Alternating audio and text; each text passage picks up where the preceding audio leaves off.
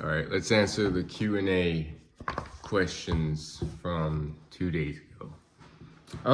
Let's see. Q&A.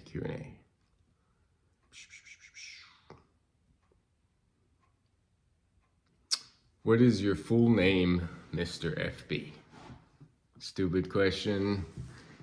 And my full name is 24/7 Betterment. Life with Tim Brill. I think I pronounced that right. If you had 5 toddlers come up to your doorstep and said you were the father and their mother was no longer in their lives, what would you do? Love you, by the way. Keep up with the videos. 5 toddlers come up to my doorstep. Damn. What would I do? Call an adoption agency? I don't know. I just can't see myself taking care of kids in this life. Yeah. At Soul Y. Number 1. Why do you live with your dad at 30? So, not everybody's path is linear. And I'm just like my dad. I do live with my dad, and I'm fine with that. Like, how long do we have with our parents anyway? And in the meantime, I'm learning skills, working, saving up, stacking assets, and I'm okay with being 30 and living with my dad. Spending time with him, because as we get older, we spend less and less time with our parents. And once the parents pass away, we tend to regret the time we haven't spent with them. So I'm just grateful for the meantime. I know it's not forever, and I know I will eventually be living. I don't know where the future holds, what the future holds, but I know, like, I'm grateful for the time I get to spend with my family. Number 2, are you autistic? No.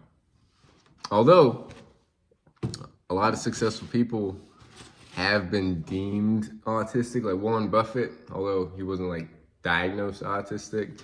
I think it said something along in his biography that he had autism tendencies, and then Elon Musk has, what's the autism? Not autism, but what's the Asperger's?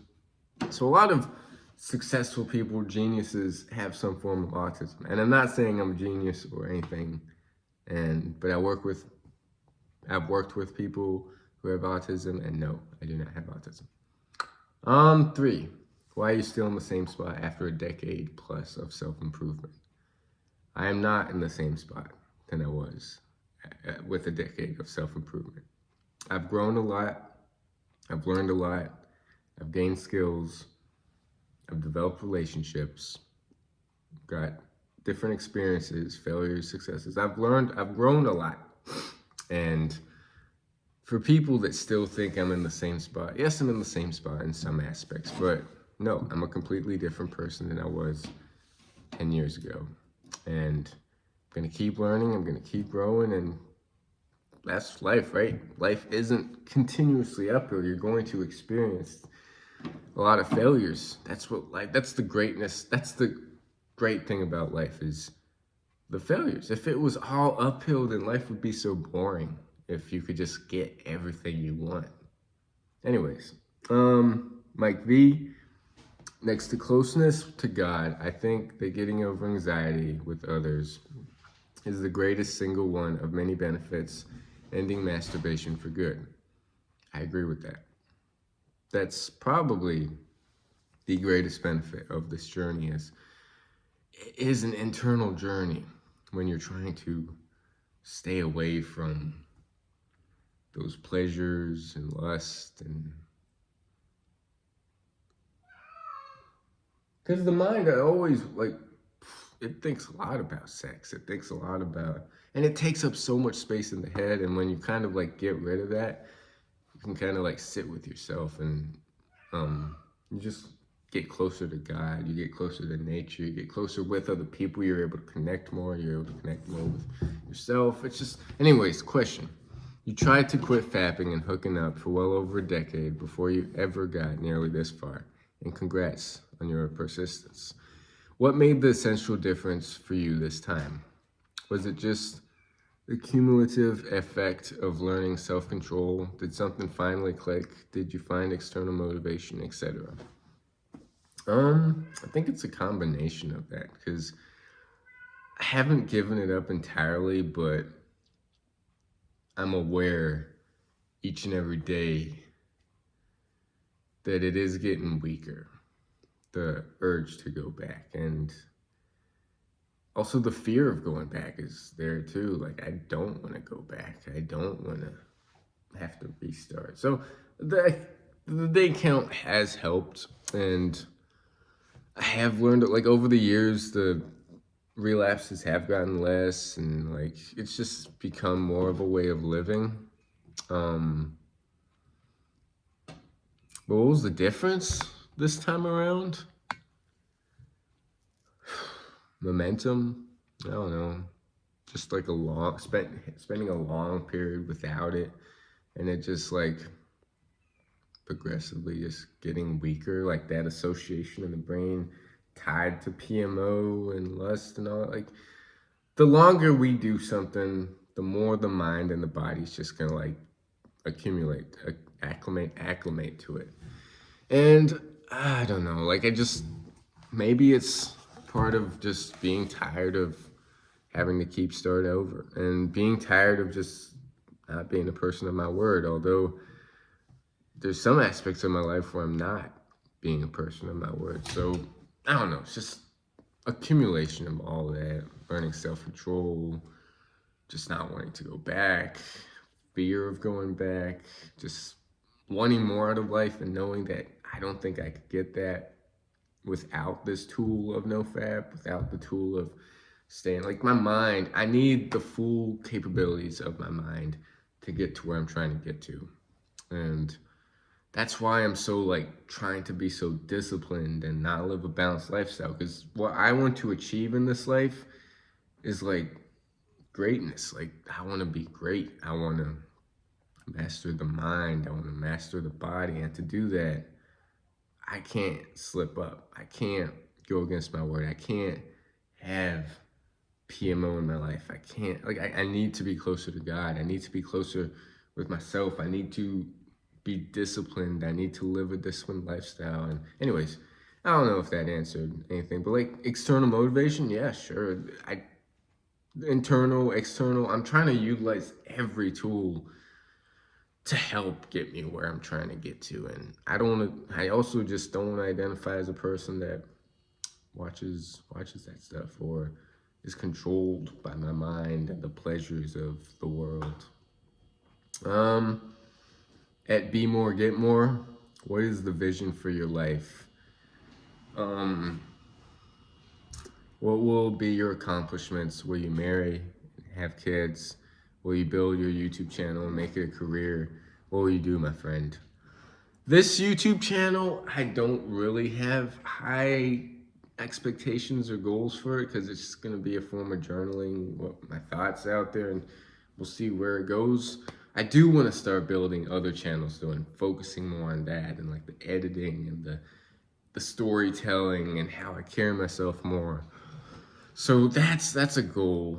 But the vision for my life is, although I've got these tools now, like no PMO, ultra, like the athletic endurance stuff I do, the strength, the habits, the non-negotiables, those non-negotiables might change, right? Like breath work might come, yoga, different physical feats, Ironmans, who knows? Like that, tools are always going to change, but the vision for my life will always remain the same.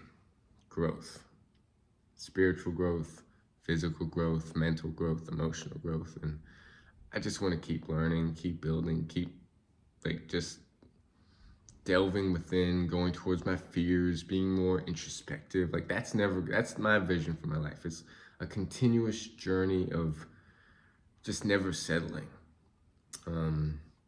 Will I marry and have kids? No, I don't think so. I mean, I don't know what the future holds. I'll be real. as of right now and as of in the past, like I've never had that desire to have a relationship, have a family, have the desire that most people have, right? As they get older. And I don't know, like there's no right or wrong answer. Like, I don't know. We'll see what the future holds. As of right now, I don't. Will I build my YouTube channel, make it a career? It'd be cool. But do I see myself just solely relying on YouTube? No, I always want to diversify. What I do see myself of like really having the passion is the markets, learning trading, and differentiate, because it also has to do with the mind, right?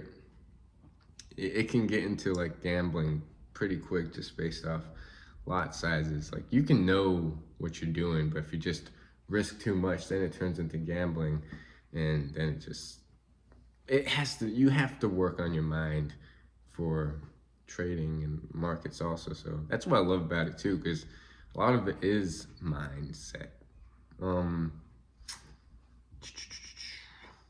But yeah, we'll see. We'll see where this channel goes. We'll see where my other channel goes. I just have to film more and then just keep growing with it. And I'm not afraid of putting my feathers out there. Circa 97, I'm a supporter. What is your goal of NoFap? And I think my real question is, when do you see your NoFap journey ending?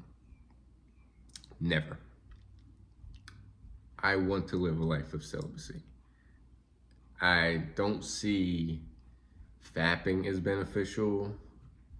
As far as having sex with someone you connect with, I get it. There's nothing really wrong with that, but where I'm trying to get to, I don't want to succumb to those desires. As far as this channel goes, after a year, I will quit talking about NoFap, because it's just become, I mean, I title my videos NoFap, right? And I do talk about from here and there. But this community, there's a lot of good people in this community, but it has become toxic. It has attracted just so many trolls and just people that focus on it way too much, right? Focus on the benefit. The NoFap gets easy when you're focused on living your dream. The moment you go into old habits, old addictions, is when the mind, the lower self, tries to pull you back. And if you're focused on growth, then the days take care of themselves. Shout out to Ian. It's Ian on YouTube. What would you give for success on YouTube? Like 100 subscribers, 100K subscribers. I mean, it would make a lot of things easier, right? Having a residual income from YouTube, and it would make everything easier, right? But everything's like, I'm always gonna want to grow, right? So of course I'm gonna grow my YouTube channel, other channels. I'm always gonna be on a journey of growth, and 100K subscribers with residual income from that, I can add that to my trading and then keep building stuff, right? That's the goal, is to keep growing. And of course enjoying the ride, but hey, I see you getting 100K subscribers soon, maybe within this year. Plus you get that plaque, right? Silver plaque button, is it, for YouTube? But yeah, we will see. We will see where our YouTube journey takes us. But at the same time, like, you don't want to have all those subscribers and those be like dead subscribers, because you want people to watch your videos and follow you. And I don't have much time. One person, you try Susan Tai. Friends, I have a question. Please answer. How do you stay focused and disciplined from masturbation? And please give me some tips. Thank you. First thing is not focus on it. Focus on being disciplined with other positive habits that you're trying to accomplish, like the fitness, the health. It all ties in together. When you're focused more on your future, the past tends to wither away, I find. But yeah, I think those are all the questions I got. Thank you. Did I miss any? I don't think so. But yeah, thanks for asking the questions, and hey. I think that's it. Yep. Anyways, we're still going.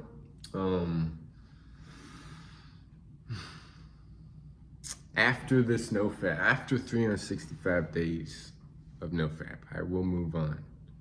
But if I relapse or if I end up going backwards, this will continually be a NoFap channel until I hit 365 days, because I am a man of my word, right? I said I will be on this journey, or I will document this journey for a year until I hit a year. So, and I've relapsed on 160 days twice. And now we're on 200 something. So it would be a year had I not relapsed. It would be maybe over a year. Anyways, I also want to give a shout out. I would give a shout out to Joel, but I don't know. He's just a weird guy. But he's crushing it. NoFap. And peace. That's it. That's all I got. I should reply to these comments, because I've been slacking with the replying to the comments. What are we at? We're killing it though.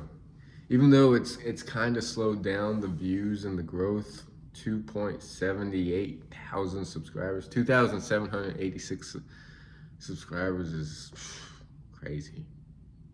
Crazy. I might be getting like 50 cents a day, and you don't really get paid until you hit that $100 threshold, which I hit actually for January or for December, and it came in January 21st. So I'd say with the way I'm going, I might get paid every 2 months, hopefully, that $100 threshold, which is residual income. It's like passive almost. But yeah, thank you. 17 minutes.